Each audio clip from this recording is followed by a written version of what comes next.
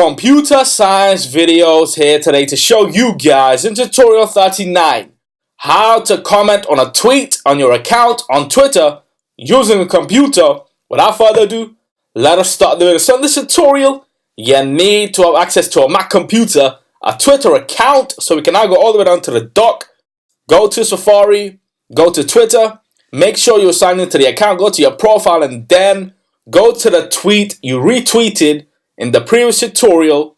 Click on the tweet, and then to now comment on this tweet, we can either click on comment. That's the only thing we can do to comment. So click on comment, tweet your reply. I'll just say great, and then a smiley face, reply. And now the comment is under the tweet that we retweeted. If we go back to the profile, click on the tweet that we retweeted, and there is the response. So if we go back to the profile again, quit Safari, that's it with this video. I'll see you guys in my next tutorial. Thanks for now.